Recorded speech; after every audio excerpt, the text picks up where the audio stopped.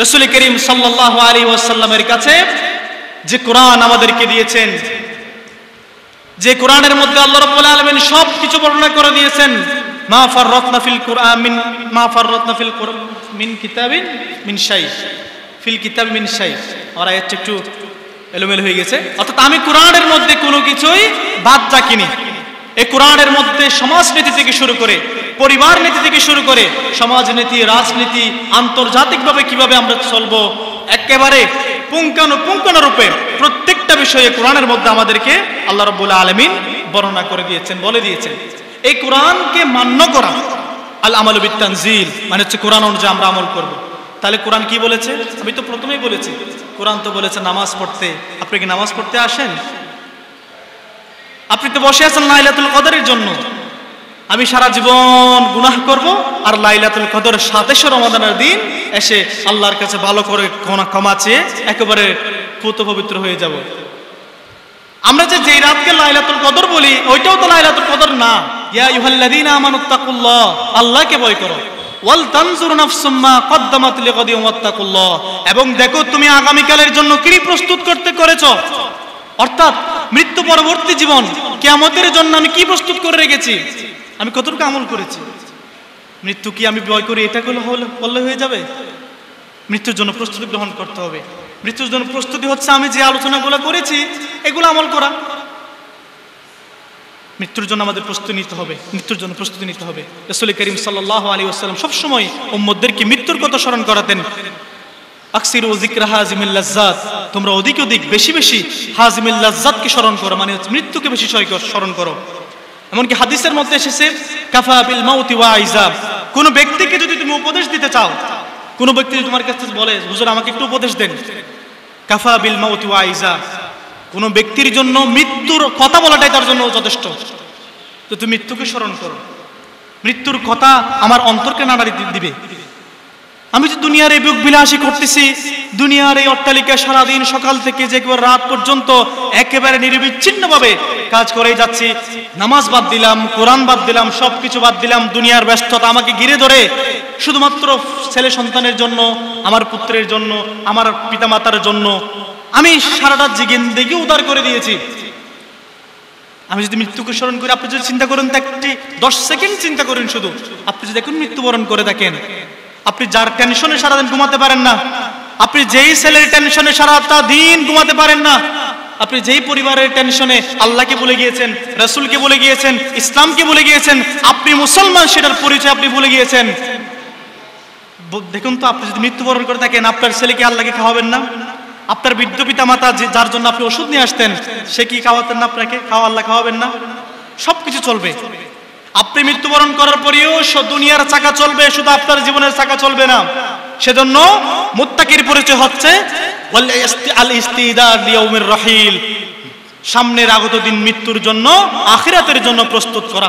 আল্লাহুম্মা সাল্লি আলা সাইয়্যিদিনা মাওলানা মুহাম্মদ ওয়া আলা আলি সাইয়্যিদিনা مولانا محمد سيد الكونين والثقلين والفريقين من عرب ومن عجم اللهم صل على سيدنا مولانا محمد وعلى آل سيدنا মৌলানা মুহাম্মদ। রাসূল আমার ভালোবাসা, রাসূল আমার আলো আশা, রাসূল আমার প্রেম বিরহের মূল আলোচনা, রাসূল আমার কাজ কর্মে অনুপ্রেরণা। আল্লাহুম্মা সাল্লি আলা সাইয়্যিদিনা মাওলানা মুহাম্মদ ওয়া আলা আলি সাইয়্যিদিনা মাওলানা মুহাম্মদ। আল্লাহ সুবহানাহু ওয়া তাআলার দরবারে লাখ কোটি শুকরিয়া জ্ঞাপন করি। যে আল্লাহ সুবহানাহু ওয়া তাআলা তার অগণিত বান্দাদের মধ্য থেকে গুটি কয়েক বান্দাকে বাছাই করে তার খাস নিয়ামত প্রাপ্ত স্পেশাল কিছু বান্দাকে আজকের এই মোবারকপূর্ণ ইসলামী জালসার অনুষ্ঠানে দুনিয়াবী সমস্ত ব্যস্ততাকে পরিহার করে এখানে আসার দিনী আলোচনা শোনার তৌফিক দান করেছেন এবং করবেন ইনশাআল্লাহ। সে মহান মনিবের শুকরিয়া জ্ঞাপন করে আকাশ বাতাস প্রকম্পিত করে কালিমাতুশ শুকর আদায় করি আলহামদুলিল্লাহ। আজকে আলামিন পাড়া এলাকাবাসীর উদ্যোগে আয়োজিত আজকের ইফতার মাহফিলে সম্মানিত প্রধান আলোচক হিসেবে উপস্থিত হবেন চট্টগ্রামের প্রসিদ্ধ ওয়াইএস হাফেজ মাওলানা কারিম মুজিবুল হক, সম্মানিত খতিব জজপুর জামা মসজিদ বান্দরবন, এবং আরও আমন্ত্রিত ওলামায়ে কেরামের মধ্যে আছেন হাফেজ মাওলানা হেদায়েতুল্লাহ সাহেব, খতিব মসজিদে বায়তুশ শরফ দক্ষিণ রুফকানিয়া, এবং আরও আছেন মাওলানা নুরুল কাদের সাহেব, খতিব দক্ষিণ রুফকানিয়া কেন্দ্রীয় জামা মসজিদ, এবং মাওলানা মুস্তাক আহমদ সাহেব, প্রধান শিক্ষক বায়তুশ শরফ জব্বারি আদর্শ নুরানি ইফতাদি মাদ্রাসা। আল্লাহ সুবহানাহু ওয়া তাআলা আলামিন পাড়ার এই যুবক যারা এই আয়োজনটা করেছে, যে সমস্ত মানুষরা এই মহতি উদ্যোগকে সামনে নিয়েছে, ইফতার মাহফিল করিয়েছে, আল্লাহ রাব্বুল আলামিন তাদের এই ভালো কাজকে নাজাতের উসিলা বানাক, আমাদের সকলকে এই ইফতারের মাহফিলের উসিলায় আমাদের সকলকে কবুল করুক। হাদিসের মধ্যে এসেছে যে কোনো ব্যক্তি যদি কোনো রোজাদার ব্যক্তিকে ইফতার করায় তাহলে সে ব্যক্তিও ওই রোজাদার ব্যক্তির মতো সমপরিমাণ সওয়াব পাবে। একজন রোজাদার সকাল থেকে সন্ধ্যা পর্যন্ত আল্লাহর সন্তুষ্টির জন্যে কোনো কিছু ত্যাগ, আল্লাহ রাব্বুল আলামিনের দেয়া হালাল রিজিকাদি খাবার, স্ত্রীর সাথে মেলামেশা কিংবা দুনিয়াবী সমস্ত কাজ যেগুলো আল্লাহ রাব্বুল আলামিন নিষেধ করেছেন সেগুলো ত্যাগ করে কষ্ট করে যেমন ইফতার করার সময় যে সওয়াবটা সে পাবে, অনুরূপভাবে কোনো ব্যক্তি ওই ব্যক্তিকে রোজা ভাঙ্গিয়ে সহযোগিতা করে অর্থাৎ ইফতার করার মাধ্যমেও সেও সেই সওয়াবের সমান ভাগী হবে। সুবহানাল্লাহ। আল্লাহ রাব্বুল আলামিন যদি তৌফিক দান করেন, আসলে এলেমের খুব স্বল্পতা, আমাকে বলা হয়েছে আসরের আগ পর্যন্ত আলোচনা করার জন্য, জানি না অতটুকু এলমে কুলায় কিনা, চেষ্টা করব আল্লাহ রাব্বুল আলামিন যদি তৌফিক দান করেন তাহলে আপনাদের সামনে কোরআন ও হাদিসের আলোকে সামান্য কিছু আলোচনা করার তৌফিক দান করব। আল্লাহ রাব্বুল আলামিন বলেন, আউযু বিল্লাহি মিনাশ শাইতানির রাজীম, ইন্নাল্লাহা মা'আল্লাযীনা ইত্তাকাও وقال الله تبارك وتعالى في آية أخرى ومن يتق الله يخرج له مخرجا ويرزقه من حيث لا يحتسب।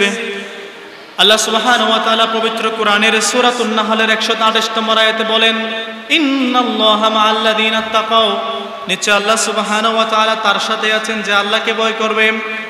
আল্লাহ সুবহানাহু ওয়া তাআলা সূরা আলে ইমরানের মধ্যে বলেন, ইয়া আইয়ুহাল্লাযীনা আমানু তাকুল্লাহ ওয়া লা তামুতুন্না ইল্লা ওয়া আনতুম মুসলিমুন। হে ইমানদাররা, তোমরা আল্লাহকে ভয় করো, ইত্তাকুল্লাহ হাক্কা তুকাতিহি, তোমরা আল্লাহ রাব্বুল আলামিনকে সত্যভাবে ভয় করো, যেভাবে ভয় করলে বলা হয় ভয়, এভাবে তোমরা আল্লাহ রাব্বুল আলামিনকে ভয় করো। ওয়ালা তামুতুন্না ইল্লা ওয়া আনতুম মুসলিমুন, এবং মুসলমান না হওয়া পর্যন্ত তোমরা কেউ মৃত্যুবরণ করিও না। আল্লাহ সুবহানাহু ওয়া তাআলা ঈমানদারদেরকে বহু আয়াতের মধ্যে বলেছেন যে ঈমানদাররা তোমরা মুত্তাকি হও, তোমরা মুত্তাকি হও, ইত্তাকুল্লাহ, আল্লাহকে ভয় করো। তো আল্লাহকে ভয় করলে ফায়দাটা কি হবে? আল্লাহকে কিভাবে ভয় করা হয়, কিংবা আল্লাহর ভয় এটা কি, তাকওয়াটা কি? আমরা যদি বলি আমি মুত্তাকি মানুষ, আমি আল্লাহর ডরাই, এটা বলার নাম কি তাকওয়া, নাকি কোনো কাজকর্মের নাম তাকওয়া? আল্লাহ রাব্বুল আলামিন কি করতে বলেছেন, কি কাজ করলে আমরা মুত্তাকি হতে পারবো, এটার নাম তাকওয়া। হযরত আলী রাদিয়াল্লাহু তাআলা আনহু থেকে বর্ণিত, ওনাকে জিজ্ঞেস করতেছেন, ক্বালা আলী রাদিয়াল্লাহু তাআলা, আত-তাকওয়া হিয়াল খাউফু মিনাল জালিল, মানে হচ্ছে তাকওয়া চারটা বিষয়ের নাম। একটা হচ্ছে আল খাউফু মিনাল জালিল, আল্লাহকে ভয় করা, ওয়াল আমালু বিত-তানজিল, কোরআন অনুযায়ী আমল করা, ওয়াল কানাআতু বিল কলিল, এবং অল্পে তুষ্ট থাকা, ওয়াল ইস্তিদাদু লিয়াউমির রাহিল, এবং পরকালীন জীবনের জন্য প্রস্তুত হওয়া। এই চারটা বিষয়ের নাম হচ্ছে তাকওয়া। কোনো ব্যক্তির মধ্যে যদি এই চারটা গুণাবলী থাকে তাহলে আমরা বলতে পারি তার নাম তাকওয়া, সে মুত্তাকি ব্যক্তি। সেটা কি কি বললাম? আল খাউফু মিনাল জালিল, আল্লাহ রাব্বুল আলামিনকে ভয় করা, আল্লাহকে ভয় করা মানে হচ্ছে আল্লাহ রাব্বুল আলামিন যে সব সময় আমাকে দেখতেছেন, আল্লাহ রাব্বুল আলামিন আমাকে বলেছেন নামাজ পড়তে, আমি নামাজ আদায় করব। আল্লাহ রাব্বুল আলামিন আমাকে বলেছেন যাকাত দিতে, আমি যাকাত দেব। আল্লাহ রাব্বুল আলামিন আমাকে বলেছেন তুমি রোজা রাখো, আমি রোজা রাখবো। আল্লাহ রাব্বুল আলামিন বলেছেন তুমি জেনা করিও না, আমি জেনা করব না। আল্লাহ রাব্বুল আলামিন আমাকে বলেছেন তুমি সুদ খেও না, আমি সুদ খাবো না। আল্লাহ রাব্বুল আলামিন আমাকে বলেছেন তুমি হালাল রিজিক অন্বেষণ করো, আমি হালাল রিজিক অন্বেষণ করব। প্রত্যেকটা বিষয় আল্লাহ রাব্বুল আলামিন যা বলেছেন সব কিছুর নামে হচ্ছে আল্লাহর ভয়। হযরত আব্দুল্লাহ ইবনে আব্বাস রাদিয়াল্লাহু তাআলা রাসূল করিম সাল্লাল্লাহু আলাইহি ওয়াসাল্লামের চাচাতো ভাই, অর্থাৎ যার ব্যাপারে রাসূল করিম সাল্লাল্লাহু আলাইহি ওয়াসাল্লাম যিনি জন্মগ্রহণ করলে বলেছিলেন, ইনি যখন দুনিয়াতে ভূমিষ্ঠ হয়েছিলেন হযরত আব্দুল্লাহ ইবনে আব্বাস রাদিয়াল্লাহু তাআলা রাসূল করিম সাল্লাল্লাহু আলাইহি ওয়াসাল্লামের চাচাতো ভাই। হযরত আব্বাস রাদিয়াল্লাহু তাআলা রাসূল করিমের চাচা, ওনাকে রাসূল করিম সাল্লাল্লাহু আলাইহি ওয়াসাল্লামের কাছে নিয়ে আসলেন। আসার পর ওনাকে রাসূল করিম সাল্লাল্লাহু আলাইহি ওয়াসাল্লাম সেই সময় একটা দোয়া করে দিয়েছিলেন, আল্লাহুম্মা ফাক্কিহহু ফিদ্দীন ওয়া আল্লিমহু তা'বীল। আল্লাহ তোমাকে বুদ্ধি দান করুক দিনের, ওয়া আল্লিমহু তা'বীল, এবং সূক্ষ্ম বিষয়গুলো তোমাকে জ্ঞান অর্জন করার তৌফিক দিক। হযরত আব্দুল্লাহ ইবনে আব্বাস রাদিয়াল্লাহু তাআলা, যাকে বলা হয় রাইসুল মুফাসসিরিন, মানে হচ্ছে কোরআনের যত মুফাসসির আছে, কোরআন সম্পর্কে সবচেয়ে রাসূল করিম সাল্লাল্লাহু আলাইহি ওয়াসাল্লামের পরে সবচেয়ে বেশি যিনি সুন্দর তাফসীর করেছেন, সবচেয়ে ভালো তাফসীর জানেন, হযরত আব্দুল্লাহ ইবনে আব্বাস রাদিয়াল্লাহু তাআলা আনহু বলতেছেন, আত-তাকওয়া, তাকওয়াটা কি? তাকওয়া হচ্ছে আল ইমতিসালু লিআওয়ামিরিল্লাহি ওয়া রাসূলিহি ওয়াল ইজতিনাবু আন নাওয়াহিহিমা। অর্থাৎ তাকওয়া হচ্ছে আল ইমতিসাল, বরাবর করা, মান্য করা, লিআওয়ামিরিল্লাহি ওয়া রাসূলিহি, আল্লাহ এবং তার রাসূল সাল্লাল্লাহু আলাইহি ওয়াসাল্লাম যে সমস্ত কাজগুলো আমাদেরকে করতে বলেছেন, আল্লাহ রাসূল সাল্লাল্লাহু আলাইহি ওয়াসাল্লাম আমাদেরকে যা করতে আদেশ দিয়েছেন, সবগুলা কাজকে পুঙ্খানুপুঙ্খ রূপে বিনা দ্বিধায় সম্পূর্ণভাবে আদায় করার নাম হচ্ছে তাকওয়া। এবং আরেকটা জিনিসের নাম তাকওয়া, সেটা হচ্ছে ওয়াল ইজতিনাবু আন নাওয়াহিহিমা, এবং আল্লাহ রাব্বুল আলামিন আমাদেরকে, আল্লাহ এবং তার রাসূল সাল্লাল্লাহু আলাইহি ওয়াসাল্লাম যে সমস্ত কাজগুলো থেকে আমাদেরকে বিরত থাকতে বলেছেন। আল্লাহ রাব্বুল আলামিন বলেছেন, আহাল্লাল্লাহুল বাই'a ওয়া হাররামার রিবা, আমি আল্লাহ ব্যবসাকে হালাল করেছি, সুদকে হারাম করেছি। তাহলে ব্যবসা করাটার নাম তাকওয়া। ওয়া হাররামার রিবা, এবং সুদকে ছেড়ে দেওয়ার নাম তাকওয়া। আল্লাহ রাসূল সাল্লাল্লাহু আলাইহি ওয়াসাল্লাম বলেন, লাআনা রাসূলুল্লাহ সাল্লাল্লাহু আলাইহি ওয়াসাল্লাম আর-রাশ ওয়াল মুরতাশি কালাহুমা ফিন্নার। আল্লাহ রাব্বুল আলামিন, আল্লাহ রাসূল সাল্লাল্লাহু আলাইহি ওয়াসাল্লাম সুদ গ্রহীতা, সুদদাতা উভয়কে জাহান্নামী বলেছেন, অভিশাপ করেছেন। তাহলে সুদ না খাওয়াটা হচ্ছে, ঘুষ না খাওয়াটা হচ্ছে তাকওয়া। আল্লাহ রাব্বুল আলামিন বলেছেন, আকিমুস সালাত, তোমরা নামাজ আদায় করো, নামাজ কায়েম করো। তাহলে নামাজ কায়েম করার নাম তাকওয়া। ওয়া আতুজ যাকাত, এবং যাকাত দাও, তাহলে সামর্থ্য হলে যাকাত দেওয়ার নাম তাকওয়া। ওয়া তাসুমু রমাদান, রমাদানের রোজা রাখো, তাহলে সামর্থ্য রমজানের রোজা, ফরজ রোজা রাখাটার নাম তাকওয়া। ওয়া হজ্জুল বাইত, এবং আল্লাহ রাব্বুল আলামিনের হজ করা, এটার নাম হচ্ছে তাকওয়া। এক কথায় আল্লাহ রাব্বুল আলামিন এবং রাসূল সাল্লাল্লাহু আলাইহি ওয়াসাল্লাম যে সমস্ত বিষয়গুলো আমাদেরকে করতে বলেছেন সেগুলো করা, এবং যে সমস্ত বিষয়গুলো আমাদেরকে ছেড়ে দিতে বলেছেন সেগুলো ছেড়ে দেওয়ার নাম হচ্ছে তাকওয়া। এটা আব্দুল্লাহ ইবনে আব্বাস রাদিয়াল্লাহু তাআলা আনহুর মত। আমি যে প্রথমে বলছিলাম, আলী রাদিয়াল্লাহু তাআলা আনহু চারটা বিষয়ের নাম তাকওয়া বলেছেন। একটা হচ্ছে আল খাউফু মিনাল জালিল, আল্লাহকে ভয় করা, ওয়াল আমালু বিত-তানজিল, এবং কোরআন অনুযায়ী আমল করা, ওয়াল কানাতু বিল কালিল, এবং অল্পে তুষ্ট থাকা, ওয়াল ইস্তিদাদু লিয়াউমির রহিল, এবং পরকালের জন্য নিজেকে প্রস্তুত রাখা। আপনি দেখুন তো আপনার মধ্যে চারটা বিষয় আছে কিনা। যদি আপনার মধ্যে চারটা বিষয় থাকে তাহলে বলা যায় আপনি মুত্তাকি। প্রথম বিষয় কি বলছিলাম? আল খাউফু মিনাল জালিল, আল্লাহকে ভয় করা। আল্লাহকে ভয় করার অর্থ কি? আমি আল্লাহর ডর, ইয়ান হওয়ার নাম কি আল্লাহর ভয় নেই? আমি তো প্রথমেই বলেছি আল্লাহ যা বলেছেন সেগুলো করা। আমি রাস্তা দিয়ে হেঁটে যাচ্ছি, হঠাৎ করে দেখলাম একজন মানুষের পকেট থেকে একটা মানিব্যাগ পড়ে গেছে, একটা মোবাইল পড়ে গেছে। আমার তাকওয়া, আমি আল্লাহকে ভয় করে বিদায়, আমার ঈমান বলে, আমার তাকওয়া বলে আমি জিনিসটা নিব না, আমি যার জিনিসটা তাকে ফেরত দিয়ে দিব, এটার নাম তাকওয়া। আমি রাস্তা দিয়ে হাঁটতেছি, হঠাৎ আমার সামনে কোনো বেগানা মহিলা সামনে পড়লো। এই মহিলাটা দিকে না তাকানো, আল্লাহ রাসূল সাল্লাল্লাহু আলাইহি ওয়াসাল্লাম যে বলেছেন, ইন্নান নাযারা সাহমুন মিন সিহামি বিলিস মাসমুম, নিশ্চয় নিষিদ্ধ দৃষ্টি হচ্ছে শয়তানের নিক্ষিপ্ত তীরের মধ্যে একটি তীর। অর্থাৎ বেগানা নারীর দিকে তাকানো হচ্ছে একটা শয়তানের তীর, তাহলে রাসূল সাল্লাল্লাহু আলাইহি ওয়াসাল্লাম এর কথা অনুযায়ী বেগানা নারীদের দিকে তাকাবো না, এটার নাম তাকওয়া। আমরা যে রোজা রাখি, আল্লাহ রাব্বুল আলামিন বলতেছেন, ইয়া আইয়ুহাল্লাযীনা আমানু কুতিবা আলাইকুমুস সিয়াম কামা কুতিবা আলাল্লাযীনা মিন ক্বাবলিকুম লাআল্লাকুম তাত্তাকুন। আল্লাহ রাব্বুল আলামিন বলেন, হো ঈমানদারেরা, যারা নিজেদেরকে মুমিন বলে দাবি রাখো, কুতিবা আলাইকুমুস সিয়াম, তোমাদের উপর রোজাকে ফরজ করা হয়েছে, কামা কুতিবা আলাল্লাযীনা মিন ক্বাবলিকুম, তোমাদের পূর্ববর্তী জাতিদের প্রতি যেমনি ভাবে কোরআনকে রোজাকে ফরজ করা হয়েছে, তোমাদের উপর রোজা ফরজ করা হয়েছে। এই বরকতের দিন, রহমতের দিন, মাগফিরাতের এই মাস, এটা আমাদের উপর ফরজ, রোজা ফরজ আমাদের উপরে। আল্লাহ বলতেছেন রোজা রাখবে কি জন্য? লাআল্লাকুম তাত্তাকুন, যেন তোমরা মুত্তাকি হতে পারো। আচ্ছা বলেন তো, আপনাকে যদি এখন বলি যে আপনি তো বাথরুমের মধ্যে একা একা গোসল করেন, দুনিয়ার কেউ তো আপনাকে দেখতেছে না, আপনি একটা কাজ করেন, আপনি এক ডুব পানি কিনে নেন, কেউ তো দেখবে না, আপনি তো পানি খান না, কারণ আপনি আল্লাহকে ভয় করেন। আল্লাহকে ভয় করার কারণে যে বান্দা রমাদানে কেউ না দেখে সত্যিও আপনি পানি পান করেন না, সে একই বান্দা একই হাত দিয়ে ঘুষ খান, সুদ খান, এটা কেমনে? তাহলে আমাদের সকলের উচিত হচ্ছে রোজা রাখাটা যেমন তাকওয়া, আল্লাহকে ভয় করি বিদায় আমি রোজা রেখেছি, দুনিয়ার কোনো মানুষ দেখবে না জানি, তারপর আল্লাহ সুবহানাহু ওয়া তাআলার ভয় করার কারণে আমি একাকী থাকা সত্ত্বেও রোজা ভাঙবো না, পানি খাবো না, স্ত্রীর সাথে সহবাস করবো না, ইত্যাদি বিষয় আল্লাহ রাব্বুল আলামিন হালাল বিষয় যে রিজিক যেগুলা দিয়েছেন সেগুলা থেকে বিরত থাকবো, এটার নাম যদি তাকওয়া হয়ে থাকে, এটার নাম তাকওয়া। আল্লাহ রাব্বুল আলামিন প্রত্যেকটা বিষয়কে, আল্লাহ রাব্বুল আলামিনকে প্রকাশ্যে অপ্রকাশ্যে সব বিষয়ের মধ্যে আল্লাহ রাব্বুল আলামিনকে ভয় করার নামই হচ্ছে তাকওয়া। তাহলে তাকওয়া কি বললাম? তাকওয়া মানে হচ্ছে আল্লাহকে ভয় করা। এক নম্বর বিষয়, আল্লাহকে ভয় করতে হবে, সব সময় আল্লাহকে ভয় করতে হবে। আল্লাহ আপনাকে শাস্তি দিবেন, আল্লাহ আপনাকে আপনার গুনার জন্য আপনাকে পাকড়াও করবেন, আল্লাহ আপনার কবিরা গুনার শাস্তি দিবেন। আল্লাহর সাথে শিরক করবেন না, কি জন্য? আল্লাহকে ভয় করেন বিধায় আল্লাহ আপনাকে শাস্তি দিবে। তাহলে এটার নাম হচ্ছে তাকওয়া। এক নম্বর হচ্ছে আল্লাহকে ভয় করতে হবে।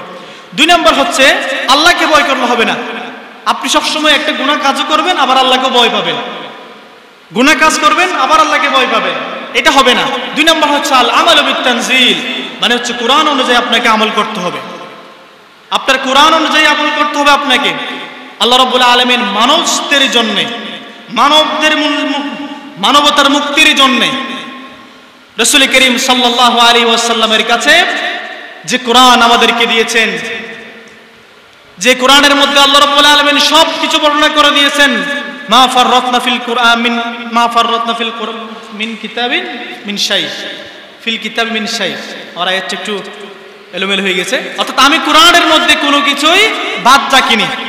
এই কোরআনের মধ্যে সমাজনীতি থেকে শুরু করে, পরিবার নীতি থেকে শুরু করে, সমাজনীতি, রাজনীতি, আন্তর্জাতিকভাবে কিভাবে আমরা চলবো, একেবারে পুঙ্খানুপুঙ্খানুরূপে প্রত্যেকটা বিষয়ে কোরআনের মধ্যে আমাদেরকে আল্লাহ রাব্বুল আলামিন বর্ণনা করে দিয়েছেন, বলে দিয়েছেন। এই কোরআনকে মান্য করা, আল আমালু বিত-তানজিল, মানে হচ্ছে কোরআন অনুযায়ী আমরা আমল করব। তাহলে কোরআন কি বলেছে? আমি তো প্রথমেই বলেছি, কোরআন তো বলেছে নামাজ পড়তে। আপনি কি নামাজ পড়তে আসেন? আপনি তো বসে আছেন লাইলাতুল কদরের জন্য। আমি সারা জীবন গুনাহ করব আর লাইলাতুল কদর 27 রমাদানের দিন এসে আল্লাহর কাছে ভালো করে ক্ষমা চেয়ে একেবারে পুত পবিত্র হয়ে যাব। আমরা যে রাতকে লাইলাতুল কদর বলি, ওইটাও তো লাইলাতুল কদর নাও হতে পারে। এটা যে লাইলাতুল কদর 100% কেউ বলতে পারবে না। সামান্য আলোচনার সাথে একটু বলে রাখা ভালো, সামনে আমাদের 20 রমাদান, 21 রমাদান রাত থেকেই লাইলাতুল কদর রাত শুরু হওয়ার সম্ভাবনা আছে। সেজন্য একটু এটাকে আলোচনা করে নিই যে রাসূল করিম সাল্লাল্লাহু আলাইহি ওয়াসাল্লাম স্পষ্ট কোন হাদিসের মধ্যে বলে নাই 27 রমাদানটাই হচ্ছে লাইলাতুল কদরের রাত, এরকম কোন স্পষ্ট বর্ণনা আপনি পাবেন না। রাসূল সাল্লাল্লাহু আলাইহি ওয়াসাল্লাম কি বলতেছেন? কদ উরিদু হাযিহিল লাইলা সুম্মা উনসিতুহা, আমাকে এই লাইলাতুল কদর রাত স্বপ্নে দেখানো হয়েছে, সুম্মা উনসিতুহা, আমি এটা ভুলে গিয়েছি। রাসূল করিম সাল্লাল্লাহু আলাইহি ওয়াসাল্লাম বলতেছেন যে তাহাররাও, হযরত আয়েশা রাদিয়াল্লাহু তাআলা আনহা, যিনি হাদিস বর্ণনার দিক থেকে তৃতীয় অবস্থানে আছেন, যার বর্ণিত হাদিস 2010টি যিনি হাদিস বর্ণনা করেছেন, চতুর্থ স্থানে যিনি আছেন, আম্মাজান আয়েশা রাদিয়াল্লাহু তাআলা আনহা বলতেছেন, ক্বালা রাসূলুল্লাহ সাল্লাল্লাহু আলাইহি ওয়াসাল্লাম তাহাররাউ লাইলাতুল কদরি ফিল বিত্রি মিনাল আশরিল আওয়াখির মিন রমাদান, তোমরা লাইলাতুল কদরকে রমাদানের শেষ দশকের বেজুড় রাত্রির মধ্যে তোমরা তালাশ করো। তাহলে বেজুড় রাত্রি মানে বলা হয় 21 রমাদান থেকে শুরু করে 29 রমাদান পর্যন্ত এই 5 দিনের মধ্যে লাইলাতুল কদর হওয়ার সম্ভাবনা আছে। 21 রমাদান, 23 রমাদান, 25 রমাদান, 27 রমাদান, 29 রমাদান, এই রাতগুলো হচ্ছে লাইলাতুল কদরের রাত হওয়ার সম্ভাবনা আছে।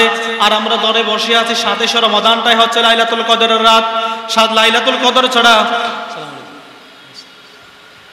লাইলাতুল কদর হচ্ছে 27 রমাদান। এই 27 রমাদানের জন্য আমরা বসে থাকি, সারাটা জীবন কোনো ইবাদত করি না। এই যে রমাদানের মাস চলে যাচ্ছে, মাহফিল মাগফিরাতের মাস চলে যাচ্ছে, রহমতের মাস চলে যাচ্ছে, নামাজ পড়ার কোনো নাম নিঃশ্বাস নাই আমাদের। ওই 27 রমাদানের জন্য আমরা বসে আছি, 27 রমাদানের দিনে বসে আছি। আচ্ছা, সেদিন যদি লাইলাতুল কদর না হয় তাহলে আপনার কি হবে? আর লাইলাতুল কদর এই বিষয়গুলো হচ্ছে একটা ডিসকাউন্টের মতো, অফার, মানে ফ্রি পণ্যের মতো। মানে আপনি মোবাইল কিনলে আপনাকে একটা ব্যাগ ফ্রি দেওয়া হবে। আপনি হারপিক, আমরা সচরাচর দেখতে পাই না, হারপিক কিনলে একটা মগ ফ্রি দে, কিংবা সাবাতে কিনলে একটা বাটি ফ্রি দে। তাহলে এই যে বাটি যারা যেটা ফ্রি দিচ্ছে, মগ যেটা ফ্রি দিচ্ছে, এটা তো ফ্রি। অর্থাৎ আপনি ওই পণ্যটা কিনলেই আপনাকে দিবে, না কিনলে তো দিবে না। আপনি যদি দোকানদারকে জিজ্ঞেস করেন, ভাই এটা তো ফ্রি জিনিস আমাকে দিয়ে দেন, আমি সাবাতে কিনবো না কিন্তু আমাকে দিয়ে দেন, আপনাকে দিবে? দিবে না। এই লাইলাতুল কদর হচ্ছে আমাদের উম্মতে মুহাম্মদের জন্য একটা ডিসকাউন্ট, অফার। যারা প্রতিনিয়ত 5 ওয়াক্ত নামাজ আদায় করে, রোজা রাখে, অট্টতায় ইসলাম মতে চলাফেরা করে, তাদের জন্য হচ্ছে লাইলাতুল ডিসকাউন্ট এটা। এখন আপনি সারা বছর আপনার মসজিদের সাথে কোনো সম্পর্ক নাই, ইসলামের সাথে কোনো সম্পর্ক নাই, নামাজের সাথে কোনো সম্পর্ক নাই, সবকিছুতে কোরআনের সাথে কোনো সম্পর্ক নাই। এই রমাদান কোরআন নাজিলের মাস চলে যাচ্ছে, কোরআন পড়ার কোনো সম্ভাবনা আপনার কাছে নাই। আপনি ওই 27 রমজানে বসে আছেন, সেদিন এসে একেবারে নিজেকে আল্লাহর ওলি বানিয়ে মসজিদ থেকে বের হবেন, এটা তো হওয়া যায় না। নামাজ পড়াটা হচ্ছে ফরজ। আমি আবার বললাম, কোরআন অনুযায়ী আমল করা, আল্লাহকে ভয় করা। আমি কোনো দুইটা বিষয় আলোচনা করতেছি। আল্লাহ সবসময় আমাকে দেখতেছেন, জিদর দেখে তাহু উদর তু হিতু, আমি যেদিকে তাকাই সেদিকে তোমাকে দেখি। আল্লাহ রাব্বুল আলামিন তো বলেছেন নামাজ পড়ো, লাইলাতুল কদর আসবে, ঠিক আছে, এটা আমাদের নামাজ পড়তে হবে আমাদেরকে। হাদিসের মধ্যে এমন ভাবে ধরে না, বলতেছেন আল ফারকু বাইনান নাসি বাইনাল মুমিনি ওয়াল কুফরি তারকুস সালাত, মুমিন এবং কাফিরের মধ্যে পার্থক্য হচ্ছে নামাজ ছেড়ে দেয়া। এই বিষয়টার মানে হচ্ছে আপনি নামাজ পড়েন আপনি মুমিন, আপনি মুসলমান, আপনি নামাজ পড়েন না আপনি কাফের। হাদিস এটাই বলে, প্রমাণ করে। যদিও বা কুফরির মধ্যে কিছু তারতম্য আছে, এটা বলে দেখা ভালো। কিন্তু আমাদের দেশের মধ্যে তো মানুষকে একেবারে হর হামেশা যাকে পারি তাকে, যাকে ইচ্ছে যেমন ইচ্ছা আমরা কুফরি বলে দিচ্ছি, আমরা কুফরি করে দিচ্ছি, কাফের বলে দিচ্ছি, ফতোয়া দিয়ে দিচ্ছি। ইমাম ইউসুফ কারজাবী রাহিমাহুল্লাহর একটা বই আছে, এই তো ইলগাউত তাকফির, একটা বই আছে যেটা বাংলা অনুবাদ হয়েছে তাকফির নিয়ে বাড়াবাড়ি, একটা বই আছে ইমাম ইউসুফ আল কারজাবী রাহিমাহুল্লাহর। উনি এই কিতাবের মধ্যে এমন একটা মূলনীতি দিয়েছেন যে কোনো ব্যক্তির মধ্যে যদি 100টা আপনি দেখেন যে সে কি করে, তার মধ্যে তাকে কাফের বলা যাবে, কিন্তু একটা এমন একটা আলামত আছে যেটা দিয়ে তাকে কাফের বলা যাবে না। দেখতে পাচ্ছেন সে কোরআনকে স্বীকার করতেছে, কিংবা অর্থাৎ পুরো মুসলমানের মধ্যে আপনি দেখতে পাচ্ছেন যে 100টা সে কাফেরের মতো, কাফের বলা যায় এরকম কাজ করতেছে, কিন্তু একটা এমন কাজ আছে যেটা দিয়ে তাকে কাফের বলা যাবে না। মুফতি কেরামগণ বলতেছেন ওই কিতাবের মধ্যে এসেছে যে তাকে কাফের সাব্যস্ত করা যাবে না। এটা হচ্ছে ফতোয়া। আর আমরা মানুষকে সচরাচর কাফের বলে থাকি, যেখানে হাদিস শরীফের মধ্যে এসেছে যদি কোনো একজন অপর ভাইকে যদি কাফের বলে থাকে তাহলে দুই ভাইয়ের কোনো একজন অবশ্যই কাফের হবে। আমাকে যদি কাফের বলে থাকে, আমি যদি কাফের হয়েই থাকি তাহলে আমার উপর সেটা পড়লোই। আমি যদি কাফের না হয়ে থাকি, কিংবা আমাকে যে কুফরি দিয়েছে, আমি যাকে কাফের বলেছি, সেই কাফের ফতোয়াটা আমার মাথার উপরে চলে আসবে। আল্লাহ রাব্বুল আলামিন আমাদের সকলকে এই সমস্ত গুনাহ, ভয়াবহ পাপ থেকে আমাদের সকলকে হেফাজত করুক, আমিন। তাহলে আমরা বললাম যে আল আমালু বিত্তানজিল, কি করতে হবে? কোরআন অনুযায়ী আমল করতে হবে। কোরআন অনুযায়ী আমল করার প্রথম একটা বিষয় বলে আকিমুস সালাত, নামাজ আদায় করো। তাহলে নামাজ পড়াটা তাকওয়ার নাম, কিন্তু বর্তমান সমাজে আমরা তাকওয়া বলতে বুঝি শুধু সুরতকে, সিরতকে নয়। তাকওয়া হচ্ছে সুরত এবং সিরত দুইটার সমন্বয়। সুরত মানে হচ্ছে বাহ্যিক রূপ, সিরত মানে হচ্ছে ভিতরের রূপ। সিরত মানে হচ্ছে আপনার জিন্দেগি, সুরত মানে হচ্ছে আপনার বাহ্যিক চলাফেরা, আপনার পোশাক আশাক, আপনার দাড়ি, এসব হচ্ছে আপনার সুরত। আমাদের সমাজের মধ্যে মুত্তাকি বলা হবে তাদেরকে যাদের জুব্বাটা আমার মধ্যে একটু সাদা লম্বা, একটু দাড়ি আছে, অবশ্য আমার দাড়ি একটু কম, যাদের একটু দাড়ি আছে আমরা তাদেরকে বলি এটাই বড় মুত্তাকি, হাতে একটা তসবিহ নিয়ে থাকি, এটা বড় মুত্তাকি।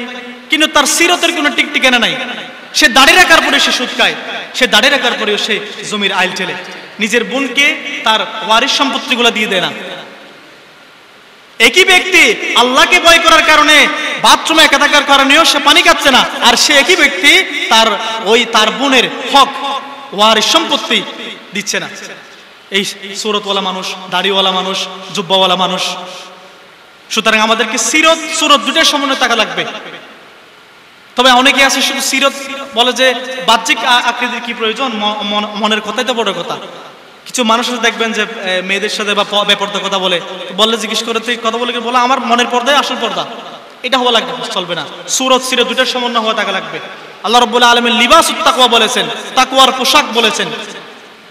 রাসূল করিম সাল্লাল্লাহু আলাইহি ওয়াসাল্লাম বলেছেন যে সাদা কাপড় পরা সুন্নাহ, এটা আমি মান্য করব। দাড়ি রাখা সুন্নাহ, আমি মান্য করব। এটা সুরত। আমার সিরতটা কি?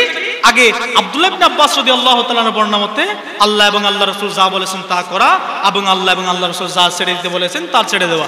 তার প্রথম কথা বললাম, এখন নামাজ নিয়ে কথা বলতেছি। আকিমুস সালাত, নামাজ। তাহলে আমরা নামাজের কি অবস্থা সেটা দেখতেই পাচ্ছি। এই যে ইফতার মাহফিল আমরা করতেছি, এটা যারা প্রতিনিয়ত নামাজ আদায় করে, এই যে মাহফিলটা করেছি, এটা হতে পারে আমরা এখানে যারা আছি, আমি ওয়াইএস, আমরা যারা আয়োজক আছেন, আমাদের সকলের জন্য এটা নাজাতের ওসিলা হতে পারে যদি আমাদের ইখলাস ঠিক থাকে, আমাদের নিয়তটা ঠিক থাকে। আল্লাহ রাসূল সাল্লাল্লাহু আলাইহি ওয়াসাল্লাম বলেছেন যে কোনো ব্যক্তি যদি কোনো রোজাদারকে ইফতার করায়, সে ব্যক্তি ওই রোজাদারের সওয়াব পাবে ওই রোজাদারের মতো। আমি হাদিসটা আগেই বলেছি। তাহলে এই মাহফিলটা আমাদের জন্য নাজাতের ওসিলা কখন হবে? যদি আমাদের নিয়তটা ঠিক থাকে। এই আলোচনা আমার জন্য নাজাতের ওসিলা কখন হবে? যদি আমি ইখলাসের সাথে আপনাদের সামনে কোরআন ও হাদিসের আলোকে কিছু কথা উপস্থাপন করতে পারি, তখনই হবে। আমার মধ্যে যদি এখন নিয়ত চলে আসে আল্লাহ আমাদেরকে রক্ষা করুক, আমাকে রক্ষা করুক, আমাদের সকলকে রক্ষা করুক, এখন যদি নিয়ত চলে আসে ভালো করে ওয়াজ কর, একটু মাঠটা গরম কর, যে তুই বড় বক্তব্য পেয়ে যাবি, তোর নদীয়মান আলোচক পেয়ে যাবি, এই নিয়ত যদি আমার মধ্যে চলে আসে, তাহলে আমার কাজটা দুনিয়ার মধ্যে সীমাবদ্ধ থাকবে। আপনি হয়তো আমাকে বলতে পারেন, ভালো বক্তব্য বলতে পারেন, উদীয়মান তরুণ আলোচক, জালেমের হুঙ্কার, বাতিলের হুঙ্কার, জালেমের মস্তক যিনি আগুন ধরে দিতে পারে, এরকম টাইটেল আপনি দিতে পারেন। যদি আল্লাহকে সন্তুষ্ট করতে না পারি, তাহলে কোনো কিছু হবে না। হাদিস শরীফের মধ্যে এসেছে, আন মাহমুদ ইবনে লাবিদ রাদিয়াল্লাহু তাআলা আন, তিনি বলতেছেন, ক্বালা রাসূলুল্লাহ সাল্লাল্লাহু আলাইহি ওয়াসাল্লাম, ইন্না আখওয়াফা মা আখাফু আলাইকুম আশ-শিরকুল আসগর। ক্বালু ইয়া রাসূলুল্লাহ মাশ-শিরকুল আসগর? ক্বালু ক্বালা আর-রিয়া। ক্বালা আর-রিয়া ইয়াকুলুল্লাহু তাআলা ইয়াওমা ইয়াজাজিল আবদু বিআমালিহিম। আল্লাহ রাসূল সাল্লাল্লাহু আলাইহি ওয়াসাল্লাম বলতেছেন, হযরত বিশিষ্ট সাহাবী মাহমুদ ইবনে লাবিদ রাদিয়াল্লাহু তাআলা আনহুর বর্ণনা, বুখারী শরীফের হাদিস। রাসূলের হাদিসে কুদসির মধ্যে এসেছে, রাসূল করিম সাল্লাল্লাহু আলাইহি ওয়াসাল্লাম বলেন, ইন্না আখওয়াফা মা আখাফু আলাইকুম আশ-শিরকুল আসগর। নিশ্চয় তোমাদের ব্যাপারে আমি সবচেয়ে বেশি যে বিষয়টা নিয়ে ভয় করি সেটা কি জানো? রাসূল করিম সাল্লাল্লাহু আশ-শিরকুল আসগর, আমি তোমাদের নিয়ে ছোট্ট শিরিক নিয়ে বেশি ভয় করি। ও সাহাবায়ে কেরামগণ, আমি মৃত্যুবরণ করার পর তোমরা আল্লাহর প্রতি কাউকে শরীক করবে না, তোমরা আল্লাহ ছাড়া কাউকে শিরিক মূর্তি পূজা করবে না, আমি এটা নিয়ে ভয় করি না। মূর্তি পূজা তোমরা করবে না। তবে আমি সবচেয়ে বেশি যে বিষয়টা নিয়ে ভয় করি সেটা হচ্ছে শিরকে আসগর, ছোট শিরিক নিয়ে। তখন সাহাবায়ে কেরাম রাদিয়াল্লাহু আলাইহিম জিজ্ঞেস করতেছেন, ইয়া রাসূলুল্লাহ মা শিরকুল আসগর? ক্বালা রাসূলুল্লাহ সাল্লাল্লাহু আলাইহি ওয়াসাল্লাম, সাহাবায়ে কেরাম বলতেছেন, ও আল্লাহর রাসূল, ছোট শিরক এটা কি? রাসূল করিম সাল্লাল্লাহু আলাইহি ওয়াসাল্লাম বলেছেন, আর-রিয়া, এটা হচ্ছে লোক দেখানো ইবাদত। ইয়াকুলুল্লাহু তাবারাকা ওয়া তাআলা ইয়াওমা তুজাজিল ইবাদু বিআমালিহিম। আল্লাহ রাব্বুল আলামিন বান্দাকে যেদিন তার আমলের প্রতিদান দিবে, অর্থাৎ কিয়ামতের দিন আল্লাহ রাব্বুল আলামিন বলবেন, ইযহাবু ইলাল্লাযীনা কুনতুম তুরাউনা বিআমালিকুম ফিদ দুনিয়া। তোমরা তাদের কাছে যাও যাদেরকে দেখানোর জন্য দুনিয়াতে তুমি আমল করেছো, তার কাছে যাও। উনজুরু হাল তাজিদুনা ইনদাহুম জাযা, এবং দেখো তাদের কাছ থেকে কোনো প্রতিদান পাও কিনা। তুমি তো আলোচনা করেছিলে, তুমি তো ইফতার মাহফিল করেছিলে আমার সন্তুষ্টির জন্য নয়, তুমি আলোচনা করেছিলে মানুষের কাছ থেকে উপাধি পাওয়ার জন্য, তুমি আমার মাহফিল আয়োজন করেছিলে, আমার এলাকায় এমন বক্তা এনেছি যে সকল মানুষ কান্না করেছে, অনেক মানুষ এখানে হয়েছে, আমার ইফতার মাহফিলে অনেক মানুষ উপস্থিত হয়েছে, তুমি এই উসিলা নিয়ে আয়োজন করেছিলা, দেখো তাদের কাছ থেকে কোনো প্রতিদান পাও কিনা দেখো। আপনি বলেন কিয়ামতের ময়দানে আমাকে কিংবা কোনো মানুষকে প্রতিদান দিতে পারবে? এটা কি আপনার মনে হয়? আল্লাহ রাব্বুল আলামিন তো সূরাতুর মধ্যে বলে দিয়েছেন, ওয়ামা আদরাকা মা ইয়াউমুদ্দিন, যে বিচার দিবসটা কি। আমি আগেই বলেছেন কোরআনের একটা আয়াত আরেকটা আয়াতের ব্যাখ্যা করে দিচ্ছে। সূরাতুল ফাতিহার মধ্যে আমরা বলি না মালিক ইয়াউমিদ্দিন, বিচার দিবসের মালিক। এই বিচার দিবসটা কি? আল্লাহ রাব্বুল আলামিন বলতেছেন, ইয়াউমা লা তামলিকু নাফসুন লিনাফসিন শাইআ ওয়াল আমরু ইয়াউমাইযিন লিল্লাহ। সেদিন বিচার দিবস হচ্ছে এমন একটা দিন, ইয়াউমা লা তামলিকু নাফসুন লিনাফসিন শাইআ, যেদিন কোনো মানুষ কারো মালিকানায় থাকবে না। ওয়াল আমরু ইয়াউমাইযিন লিল্লাহ, এবং একমাত্র হুকুম চলবে, কেবলমাত্র শুধুমাত্র হুকুম চলবে সেটা কার? আল্লাহর। অর্থাৎ সেদিন আমার আমলের প্রতিদান কেউ দিতে পারবে না। যেখানে নবী আলাইহিস সালাতু ওয়াস সালাম, যারা সর্বশ্রেষ্ঠ মানুষ, তারা পর্যন্ত ইয়া নাফসি ইয়া নাফসি বলবেন, সেখানে আমার মতো নোমান, গুনাহগার নোমান কি করবে? আপনার মতো ব্যক্তি কি করবে ওখানে? তাহলে আমরা আমাদের নিয়তটাকে খাঁটি করে ফেলি। এখনো সময় আছে, আমি যদি আমার নিয়তটাকে খাঁটি করতে পারি, তাহলে আমার এই সামান্য আলোচনা আমার জন্য যথেষ্ট হতে পারে। একটা হাদিসে সুন্দর একটা কথা আছে, আখলিস দীনুক ইউকফিকাল আমালুল কলিল। তুমি তোমার দিনকে খাঁটি করো, মানে তোমার আমলটাকে খাঁটি করো, ইউকফিকাল আমালুল কলিল, তোমার জন্য তোমার অল্প আমলে যথেষ্ট হয়ে যাবে। আচ্ছা বলেন তো, এখানে আমরা যে ক্যামেরাতে আমরা যতগুলো আছে, এখানে কি 1 লক্ষ টাকা জিনিস বানা হয়? আমরা যদি 1 কেজি স্বর্ণ এবং 1 বস্তা চাউল, যদিও বা পরিমাপের মধ্যে 1 বস্তা চাউলটা বেশি, কিন্তু 1 কেজি স্বর্ণের মাপে জীবনে হতে পারবে? এটা হচ্ছে খাঁটি জিনিস। সেজন্য আমাদের আমলটাকে খাঁটি করতে হবে। আমি একটা সুবহানাল্লাহ বলবো, এটাও একটা কি আমার জন্য ইখলাসের সাথে বলবো। আমি কোনো ভালো কাজ করব, ইখলাসের সাথে করব, এটা আমার জন্য নাজাতের উসিলা হতে পারে। আমি মিফতাহ মাহফিল আয়োজন করতেছি, ইখলাসের নিয়ত করব, এটা আমার জন্য যথেষ্ট হতে পারে। তাহলে আমি যেটা বলতে চাচ্ছিলাম সেটা হচ্ছে আমাদেরকে আশিরকুল আসগর, মানে হচ্ছে ছোট্ট শিরক থেকেও বিরত থাকতে হবে। তাহলে আল আমালু বিত-তানজিল, কোরআন অনুযায়ী আমল করা, এটা আমরা মোটামুটি বুঝেছি যে কোরআন যেগুলা বলেছে সেগুলো করা। 3 নম্বর বিষয়টা হচ্ছে আল ওয়াল কানাআতু বিল কলিল, অল্পে তুষ্ট থাকা, মানে সামান্যতে তুষ্ট থাকা। অর্থনীতির পরিভাষায় একটা যারা অর্থনীতি পড়েছেন তারা বুঝতে পারবেন সহজেই। একটা প্রাথমিক বিষয় হচ্ছে চাহিদা অসীম, যোগান। চাহিদা অসীম, মানুষের চাহিদার কোনো শেষ নাই। আমি আজকে এটা পেয়েছি, আগামীকাল আরেকটা পাবো। আমি আজকে 1 লক্ষ টাকার মালিক হয়েছি, আমি চাইবো কিভাবে এটাকে 2 লক্ষ টাকা করা যায়। আমার চাহিদার কোনো শেষ নাই। আমি আজকে একটা ফ্ল্যাটের মালিক হয়েছি, আমি চাইবো আগামীকাল ঢাকাতে একটা ফ্ল্যাট নিব। অর্থাৎ এক কথায় আমার চাহিদার কোনো শেষ নাই। কিন্তু তাকওয়ার চাহিদা হচ্ছে আপনি অল্পতে তুষ্ট থাকবেন। আপনি প্রতিদিন 3 বেলা ভাত খেতে পারতেছেন, আপনি আল্লাহর ইবাদত করতে পারতেছেন, এটা হচ্ছে আপনার অল্প তুষ্টিতে আপনি সন্তুষ্ট থাকেন, এটা আপনার তাকওয়ার পরিচয়। কিন্তু আমাদের স্বপ্ন কি? আমি একটা ডিম কিনবো, ও ডিমতে মুরগি দিবে, মুরগি থেকে আরো ডিম আসবে, ডিম থেকে ডিম বিক্রি একটা ছাগল নিব, ছাগল বিক্রি করে একটা গরু নিব, গরু বিক্রি করার পর একটা উট নিব, মানে ইত্যাদি। এরপর আমি একদম বড় লোক হয়ে যাব। মানে আমাদের চাহিদার কোনো শেষ নাই। কিন্তু তাকওয়া, যারা প্রকৃত মুত্তাকি, তাদের বৈশিষ্ট্য হচ্ছে তারা অল্পতে সন্তুষ্ট থাকবে। আমরা আমাদের অবস্থান নিয়ে সন্তুষ্ট নই। সমাজ আমার একটা অবস্থান আছে মনে করেন, কিন্তু আমরা চাই যে আমার উপরে যিনি আছে তার অবস্থান নিতে। আমার অবস্থান আসার জন্য হাজারো মানুষ ফরিয়াদ করতেছে, আল্লাহর কাছে কান্না করতেছে, আল্লাহ আমাকে তার মতো বানাও। আর আমি চাচ্ছি তার মতো আর আমার উপর হওয়ার জন্য দুনিয়ার ক্ষেত্রে। রাসূল করিম সাল্লাল্লাহু আলাইহি ওয়াসাল্লাম বলেছেন, তোমরা দ্বীনের দিকে তাকানোর ক্ষেত্রে তোমাদের উঁচু যারা আছে, অর্থাৎ তুমি 5 ওয়াক্ত নামাজ আদায় করো, তুমি দেখবা যে ব্যক্তি 5 ওয়াক্ত নামাজের সাথেও তাহাজ্জুদ আদায় করে তাকে দেখো। আর দুনিয়ার দিকে দেখার ক্ষেত্রে তার দিকে দেখো যে তোমার নিচে, অর্থাৎ তুমি 3 বেলা ভাত খেতে পারো, তুমি দেখবা যে 1 বেলা ভাত খেতে পারে, ফুটপাতে যে পড়ে থাকে তার দিকে দেখো, রেল লাইনের বসতে যে পড়ে থাকে তার দিকে তাকাও। আল্লাহকে তোমাকে ভালো রেখেছেন তার চেয়ে, তুমি তার দিকে তাকাও। তাহলে দুটো বিষয়, দিনের দিকে তাকানোর ক্ষেত্রে আমি কতটুকু মুত্তাকি হতে পেরেছি, আমি কতটুকু আমল করতে পেরেছি, এটার দিকে তাকানোর ক্ষেত্রে আমি আমার উপরে যিনি আছে, আমি 5 ওয়াক্ত নামাজ পড়ি, আমি পরহেজগার ব্যক্তির দিকে তাকাবো, আল্লাহ আমাকে তার মতো সময় সামর্থ্য দাও নামাজ পড়ার জন্য। আর দুনিয়ার দিকে তাকানোর জন্য, দুনিয়ার ক্ষেত্রে কোনো বিষয় চাওয়ার ক্ষেত্রে আমার নিচে ব্যক্তির দিকে, আমার অধস্তন ব্যক্তির দিকে দেখবো।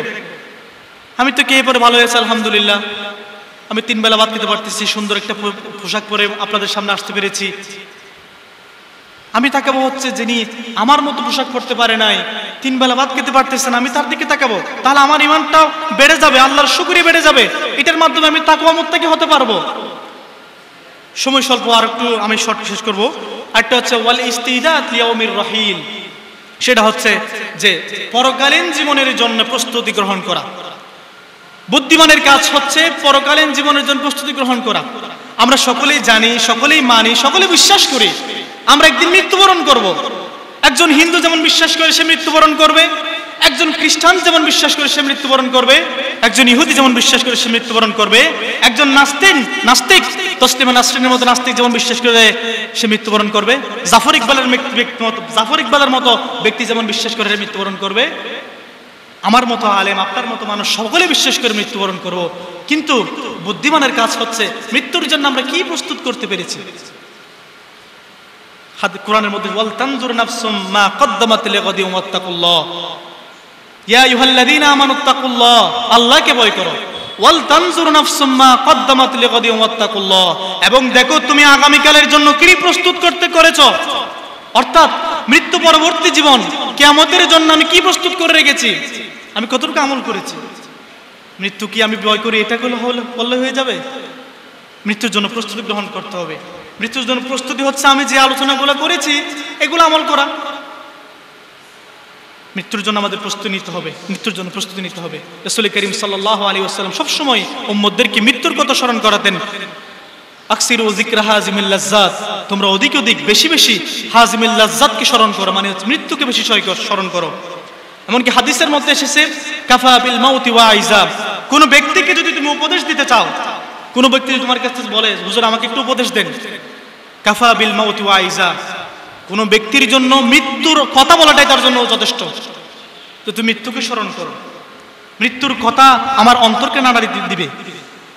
আমি যে দুনিয়ার এই বুক বিলাসী করতেছি, দুনিয়ার এই অট্টালিকা সারাদিন সকাল থেকে যে একবার রাত পর্যন্ত একেবারে নিরবিচ্ছিন্নভাবে কাজ করেই যাচ্ছি, নামাজ বাদ দিলাম, কোরআন বাদ দিলাম, সবকিছু বাদ দিলাম, দুনিয়ার ব্যস্ততা আমাকে ঘিরে ধরে শুধুমাত্র ছেলে সন্তানের জন্য, আমার পুত্রের জন্য, আমার পিতামাতার জন্য আমি সারাটা জিন্দেগি উদার করে দিয়েছি। আমি যদি মৃত্যুকে স্মরণ করি, আপনি যদি চিন্তা করেন, একটি 10 সেকেন্ড চিন্তা করেন, শুধু আপনি যদি এখন মৃত্যুবরণ করে দেখেন, আপনি যার টেনশনে সারাদিন ঘুমাতে পারেন না, আপনি যেই ছেলের টেনশনে সারাটা দিন ঘুমাতে পারেন না, আপনি যেই পরিবারের টেনশনে আল্লাহকে ভুলে গিয়েছেন, রাসূলকে ভুলে গিয়েছেন, ইসলামকে ভুলে গিয়েছেন, আপনি মুসলমান সেটার পরিচয় আপনি ভুলে গিয়েছেন। দেখুন তো, আপনি যদি মৃত্যুবরণ করে থাকেন, আপনার ছেলেকে আল্লাহকে খাওয়াবেন না? আপনার বৃদ্ধ পিতা মাতা যার জন্য আপনি ওষুধ নিয়ে আসতেন, সে কি খাওয়াতেন না আপনাকে? আল্লাহ খাওয়াবেন না? সবকিছু চলবে। আপনি মৃত্যুবরণ করার পরেও দুনিয়ার চাকা চলবে, শুধু আপনার জীবনের চাকা চলবে না। সেজন্য মুত্তাকির পরিচয় হচ্ছে আল ইস্তিদাদ লিয়াউমির রাহিল, সামনের আগত দিন মৃত্যুর জন্য, আখিরাতের জন্য প্রস্তুত করা। আর আখিরাতের জন্য প্রস্তুত মানে হচ্ছে মৃত্যুর প্রস্তুতি নিয়ে ভালো আমল করা। আপনি যদি মৃত্যুবরণ করে থাকেন, আল্লাহ যদি আপনাকে জিজ্ঞেস করে, ও বান্দা তুমি আমার জন্য কি করতে পেরেছো, বান্দা তুমি আমার জন্য কি কাজ করতে পেরেছো, যেটা দিয়ে আমি তোমাকে নাজাত দিতে পারি, আপনি বলতে পারবেন আল্লাহ আমি তাহাজ্জুদের নামাজ আদায় করেছি, আল্লাহ আমি রমাদানের রাতের মধ্যে এত রাকাত কিয়ামুল লাইল করেছি, এত রাকাত নামাজ পড়েছি। আপনি বলতে পারবেন এই 18 দিন রমাদান চলে যাচ্ছে। এমন অনেক ব্যক্তি আছে যে 1 রাকাত তাহাজ্জুদের নামাজ কোনো পড়ার সেই নসিব, সেই সৌভাগ্য কোনো হয়নি, কোরআন 1 পৃষ্ঠা পড়ার সৌভাগ্য কোনো তাদের হয়নি। তাহলে আপনি যদি সেই কাতারে থাকেন, তাহলে ফিরে আসুন আল্লাহর দিকে, রাসূলের দিকে, ইসলামের দিকে ফিরে আসুন। আপনি নামে মুসলমান না, আপনি কাজে মুসলমান। আল্লাহ রাব্বুল আলামিন তো সকলকে জান্নাত দিবেন, ঠিক আছে। আপনি যদি বসে থাকেন যে আল্লাহ রাব্বুল আলামিন তো রাসূল বলেছেন মান ক্বালা লা ইলাহা ইল্লাল্লাহ দাখালাল জান্নাহ, যে লা ইলাহা ইল্লাল্লাহ বলবে তাকে জান্নাত দিবে। কিন্তু জান্নাত দিবে ঠিকই আছে, কিন্তু ওই যে আপনি দুনিয়াতে যে পাপগুলো করেছেন, দুনিয়াতে যে জুলুম করেছেন, দুনিয়াতে যে সুদ খেয়েছেন, সবগুলোর শাস্তি আগে দিবে, দেওয়ার পরে তারপরে জান্নাত দিবে। দুনিয়ার সামান্য একটা আগুন আমরা সহ্য করতে পারি না। সেদিন দেখেন নাই চন্দনাইশের মধ্যে মুহূর্তের মধ্যে একজন আমার দিনী ভাই এভাবে সিএনজির হ্যান্ডেল ধরা অবস্থায় মৃত্যুবরণ করেছে। সামান্য দুনিয়ার আগুনে আমরা এত ভয় পাচ্ছি। আপনি খেয়াল করে দেখেন নাই, ভিডিওর মধ্যে দেখতে পাবেন সিএনজি আগুন জ্বলতেছে, কোনো মানুষ কাছে যায় নাই। তাহলে দুনিয়ার আগুনকে যদি আমি এত ভয় পাই, তাহলে আখিরাতের সে আগুন, জাহান্নামের সে আগুন কেমন হতে পারে? এক মুহূর্ত কি আপনি থাকতে পারবেন? আপনি যদি মনে করে থাকেন আমি হয়তো জাহান্নাম থেকে এসে আবার জান্নাতে চলে যাবো, সমস্যা কি? এক মুহূর্ত থাকতে পারবেন? কবরের জিন্দেগি, কবরের সে আযাব কি আপনি এক মুহূর্ত ভোগ করতে পারবেন? পারবেন না। তো সুতরাং আমরা আসি আমরা আমাদের জীবনকে সংশোধন করি। 4টা বিষয় আপনাদের সামনে উপস্থাপন করলাম। হযরত আলী রাদিয়াল্লাহু তাআলা আনহুর মতে একটা হচ্ছে আল খাউফু মিনাল জালিল, আল্লাহকে ভয় করা, আল আমালু বিত তানজিল, কোরআন অনুযায়ী আমল করা, আল কানাআতু বিল কালিল, অল্পতে তুষ্ট থাকা, মানে হচ্ছে আমাকে আল্লাহ যা দিয়েছেন আলহামদুলিল্লাহ, সর্বাবস্থা আলহামদুলিল্লাহ বলা, সর্বাবস্থা আলহামদুলিল্লাহ বলা, এটা মুত্তাকির পরিচয়। 4 নম্বর হচ্ছে আল ইস্তিদাদ লিয়াউমির রাহিল, আখিরাতের জন্য কিছু প্রস্তুত করে যাওয়া। কিন্তু আমরা এখন যারা যুবক আছি, আমরা যারা এখনো বৃদ্ধ বয়সে উপনীত হয় নাই, আমাদের তো দিন ধর্ম না বললেই চলে। আমরা তো মসজিদমুখী হচ্ছে না, হয়তো বৃদ্ধ হলে আমরা একটু দাঁড়িয়ে রাখবো। একটাই কথা, মৃত্যুকে স্মরণ করি, আমরা মৃত্যুকে স্মরণ করি। এখন আসবো একটু সামান্য আলোচনা করব, মৃত্যু তাকওয়াবান হলে এই 4টা গুণাবলী থাকলে আপনার কি ফায়দা হবে। আল্লাহ রাব্বুল আলামিন সূরাতুন নাহলের মধ্যে বলতেছেন, ইন্নাল্লাহা মাআল্লাযীনা তাকাও, নিশ্চয় আল্লাহ সুবহানাহু ওয়া তাআলা আমি তার সাথে আছি যে আল্লাহকে ভয় করে। আপনি বলেন তো, দুনিয়ার সমস্ত মানুষ যদি আপনার বিরুদ্ধে চলে যায়, হক কথা বলার কারণে যদি আপনার পরিবার আপনার বিরুদ্ধে চলে যায়, আপনার পিতামাতা আপনার বিরুদ্ধে চলে যায়, আপনার সন্তান সন্ততি, আপনার সমাজের মানুষ যদি আপনার বিরুদ্ধে চলে যায়, আপনি মুত্তাকি হওয়ার কারণে, হক কথা বলার কারণে, তাকওয়া অবলম্বন করার কারণে, আল্লাহ বলতেছেন ইন্নাল্লাহা মাআল্লাযীনা তাকাও, আমি আল্লাহ রাব্বুল আলামিন তার সাথেই আছি যে আল্লাহকে ভয় করবে, যে আল্লাহ আমাকে ভয় করবে, আমি তার সাথে আছি। আপনি বলেন, দুনিয়ার সমস্ত মানুষ যদি আমার বিরুদ্ধে চলে যায়, আমার পিতামাতা, আমার সন্তান সন্ততি, আমার আত্মীয় স্বজন, আমার পাড়া প্রতিবেশী, আমার মুসল্লি, আমার সমস্ত দুনিয়া যদি আমার বিরুদ্ধে চলে যায়, আল্লাহ আমার সাথে থাকার কারণে কোনো কিছু আমাকে করতে পারবে না, একমাত্র আল্লাহ থাকার কারণে। তাহলে আপনি বলেন, আপনি কি দুনিয়ার মানুষকে সাথে চান নাকি আল্লাহকে সাথে চান? যদি আল্লাহকে সাথে চান তাহলে অবশ্যই তাকে অবলম্বন করেন। যে 4টা বিষয় বলেছি এগুলো একটু খেয়াল করেন। আবারও স্মরণ করে দিচ্ছি, আল্লাহকে ভয় করা, কোরআন অনুযায়ী আমল করা, অল্প তুষ্ট থাকা এবং আখিরাতের জন্য নিজেকে প্রস্তুত করা। আর হযরত আব্বাস রাদিয়াল্লাহু তাআলা আনহুর মতে আল্লাহ এবং আল্লাহ রাসূল যা বলেছেন তা করা, যা ছেড়ে দিতে বলেছেন তা ছেড়ে দেওয়ার নাম হচ্ছে তাকওয়া, তার নামে মুত্তাকি। এই যে আমরা ওলি হয়ে যাই, হযরত গারাঙ্গের বড় হুজুর কেবলা রাহিমাহুল্লাহ, ছোট হুজুর কেবলা রাহিমাহুল্লাহ, এরা তো আমাদের মধ্যে মানুষ ছিল এক সময়। এরা তো হুট করে মায়ের পেট থেকে ওলি হিসেবে বের হয় নাই। আল্লাহ না হয় খাতামুন নবিয়্যিন হিসেবে নবী করিম সাল্লাল্লাহু আলাইহি সাল্লামকে পাঠিয়েছেন, যে নবুয়তের দরজা বন্ধ করেছেন, বেলায়েতের দরজা তো বন্ধ করেন নাই, ওলি হওয়ার দরজা তো বন্ধ করেন নাই। একজন মানুষ ওলি কখন হতে পারে? ঈমান আনার পরে ভালো কাজ করার মাধ্যমে সে ওলি হতে পারে। প্রমাণ কি? হযরত আবু হুরায়রা রাদিয়াল্লাহু বিহা, আমি হয়ে যাই তার পা যেটা দেশে জমিনের মধ্যে পদাচারণা করে। আল্লাহ রাব্বুল আলামিনের মাধ্যমে, আল্লাহ রাব্বুল আলামিন যদি আমার প্রিয় হয়ে যায়, আল্লাহ রাব্বুল আলামিন আমাকে পছন্দ করে, তাহলে আমার হাত পা সবে আল্লাহর হয়ে যাচ্ছে। আল্লাহ রাব্বুল আলামিন এরপর বলতেছেন, ওয়ামা তারাদ্দুদিয়ান শাই। আমাদের সময় খুবই স্বল্প, যার কারণে আমরা আলোচনা দীর্ঘায়িত করব না। জাস্ট 2টা কথা বলে আমরা শেষ করে দিব, যে তাকওয়া অবলম্বন করলে আর কি হতে পারে। একটা আয়াতের মধ্যে এসেছে যে সূরাতুত তালাকের মধ্যে আল্লাহ রাব্বুল আলামিন বলতেছেন, ওয়ামান ইয়াত্তাকিল্লাহ ইউকাফির আনহু সাইয়্যাতুহু ওয়া ইউযিম আজরা, ওয়ামান ইয়াত্তাকিল্লাহ ইখরিজ লাহু মাখরাজা ওয়া ইয়ারযুকুহু মিন হাইসু লা ইয়াহতাসিব। যারা আল্লাহকে ভয় করবে, আল্লাহর মুত্তাকি হবে, যে বিষয়গুলো বললাম, এই গুণাবলী যদি তার মধ্যে থাকে, আল্লাহর ভয় যদি তার কোনো ব্যক্তির মধ্যে থাকে, ইখরিজ লাহু মাখরাজা, আল্লাহ রাব্বুল আলামিন তার জন্য একটা পথ বের করিয়ে দিবেন। এমন একটা পথ বের করিয়ে দিবেন যে আপনি এমন একটা বিপদে পড়েছেন, যে বিপদের কোনো সমাধান আপনার কাছে জানা নাই, কিন্তু আল্লাহ রাব্বুল আলামিন আপনাকে এমন একটা পথ বের করিয়ে দিবেন যেটা দ্বারা আপনার সমাধান হয়ে যাবে। এটা কিভাবে বের করবেন আমি তো জানি না, আল্লাহ রাব্বুল আলামিন ভালো জানেন আপনাকে কিভাবে সমাধান করে দিবেন আপনি মুত্তাকি হওয়ার কারণে। আরেকটা হচ্ছে ওয়ায়ারযুকুহু মিন হাইসু লা ইয়াহতাসিব, এমন জায়গা থেকে আপনাকে রিজিক দিবেন যেটা আপনি কল্পনাও করতে পারেন নাই। আপনি হালাল পথে আছেন, আল্লাহকে ভয় করে হারাম থেকে দূরে আছেন, এই কারণে আল্লাহ আপনাকে ভয় করার কারণে আপনি আল্লাহকে এমন একটা রিজিক দিবেন যেটা আপনি কল্পনাও করতে পারেন নাই। আমাদের সুতরাং আমরা আল্লাহ রাব্বুল আলামিনের কাছে আমার মুত্তাকি হওয়ার জন্য কামনা করি। আমাদের সকলকে আল্লাহ রাব্বুল আলামিন কবুল করুক, আমাদের আলোচনাকে কবুল করুক, আমাদের ভালো আমলকে কবুল করুক। সময় স্বল্পতা এবং এলমের স্বল্পতা অবশ্যই আছে, যার কারণে আলোচনা দীর্ঘায়িত করছি না। ওমা আলাইনাল বালাগ। আসসালামু আলাইকুম ওয়া রাহমাতুল্লাহ।